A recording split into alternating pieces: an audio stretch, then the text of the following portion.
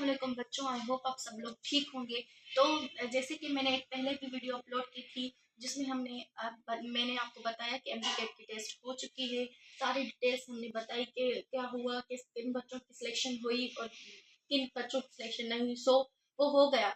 अब उस बात को हम क्या करेंगे, उस बात को छोड़ें और आगे बढ़ें। आगे आपकी ज़िंदगी है, उसमें हम फोकस करते हैं। तो आज क्या है, हम आज नाइन्थ से स्टार्ट करेंगे। नाइन्थ में जो जो सब्जेक्ट हैं और जो पीएमडीसी अब अपना नया सिलेबस देगी उसके बारे में हम आज पढ़ेंगे। तो उसकी डिटेल्स में हम क्या पढ़ेंगे, उसकी डिटेल्स में हम आज पढ़ेंगे इंट्रोडक्शन टू बायोलॉजी, जो पहले भी अपना जो है लेक्चर अपलोड किया था उस पर, लेकिन आज मैं इसमें डिटेल से आपको पढ़ाऊंगी इंट्रोडक्शन ब्रांचेस ऑफ बायोलॉजी। आज हम क्या पढ़ेंगे, branches of biology. Branches of biology में क्या क्या आ जाता है उसमें। अब मॉडर्न बायोलॉजी क्या करती है, modern biology deal with the structure, function and many others descriptions of living things.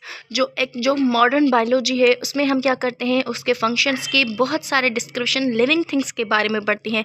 जब भी बात बायोलॉजी की आ जाए तो उसका मतलब क्या होता है कि हम लिविंग थिंग्स के बारे में पढ़ेंगे। Advance research during the 20th century has led the division of the biology into specialized branches. Some important branches are defined. 20th century में इन्होंने क्या किया था, डिवीज़न किया था बायोलॉजी को डिफरेंट ब्रांचेस में। उसमें कुछ ब्रांचेस इन्होंने दे रखी है। अब वो कुछ ब्रांचेस क्या हैं, वो कुछ ब्रांचेस हमारी हैं जिसमें आ जाता है हमारा मार्फोलॉजी। मार्फोलॉजी आपको वर्ड से ही पता चल जाता है। मार्फ का मतलब क्या होता है, मार्फ मतलब लोग ग्रीक वर्ड के मार्फ से लिया गया है और फार्म का मतलब है लोगस। डिस्कोर्स मीन्स लोगस का मतलब होता है डिस्कोर्स। इसमें हम क्या पढ़ते हैं, the study of external form and structure of the organisms. सबसे पहले ये जो इसकी ब्रांच बायोलॉजी की जो मेजर ब्रांचेस होती हैं वो अलग होती हैं। वो क्या क्या होती हैं, उसमें उसकी 3 मेजर ब्रांचेस होती हैं जिसमें हम क्या पढ़ते हैं, डिवीजन ऑफ द बायोलॉजी। अब डिवीजन ऑफ बायोलॉजी का हम कैसे करते हैं, there are 3 major divisions of the biology, जिसमें सबसे पहले हम जूलॉजी पढ़ते हैं, उसके बाद हम बॉटनी पढ़ते हैं और उसके बाद हम माइक्रोबायोलॉजी पढ़ते हैं। जूलॉजी का मतलब क्या होता है, zoology, the word zoology is derived from the Greek language. ये कहाँ से लिया गया है, ड्राइव ग्रीक लैंग्वेज से लिया गया है। जून का मतलब क्या होता है, एनिमल्स एंड लोगस का मतलब होता है स्टडी ऑफ द नॉलेज। अब जूलॉजी में हम किसकी स्टडी करते हैं, आपको जू लफ्ज़ से ही पता चल जाता है कि जू की हम स्टडी करते हैं, means study of the animals, जिसमें हम एनिमल्स की स्टडी करते हैं। बॉटनी के लफ्ज़ से पता चल जाता है, मीन्स स्टडी ऑफ प्लांट्स। अब माइक्रोबायोलॉजी क्या आ जाता है, माइक्रोबायोलॉजी में हम स्टडी करते हैं स्मॉल थिंग्स की, जिसे हम अपनी आम आँख से ना देख सके, जिसके लिए हम माइक्रोस्कोप को यूज़ करते हैं। जैसे वायरस हो गया, बैक्टीरिया। अब हमारे हैंड्स की बात आ जाती है, हमारे हैंड्स में कितने बैक्टीरिया होते हैं, लेकिन हम उसे कैसे देखते हैं, उसे हम अपने माइक्रोस्कोपिक के ज़रिए देख सकते हैं, अपनी आम आँख से नहीं देख पाते।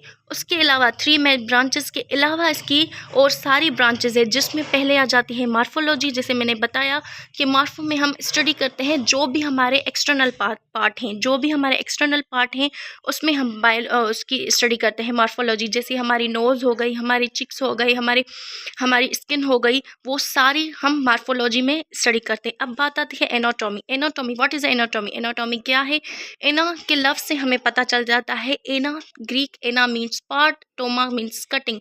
The study of internal parts, जो भी हमारे इंटरनल पार्ट्स हैं, इंटरनल पार्ट्स में क्या क्या आ जाता है,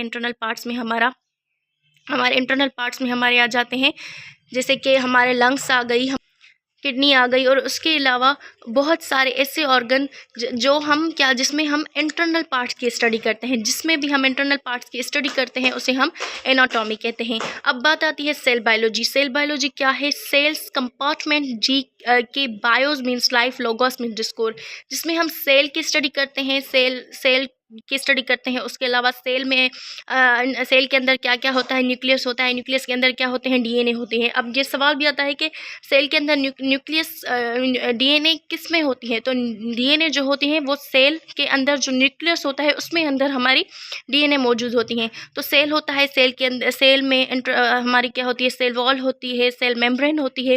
तो सेल बायोलॉजी में हम सेल की स्टडी करते हैं।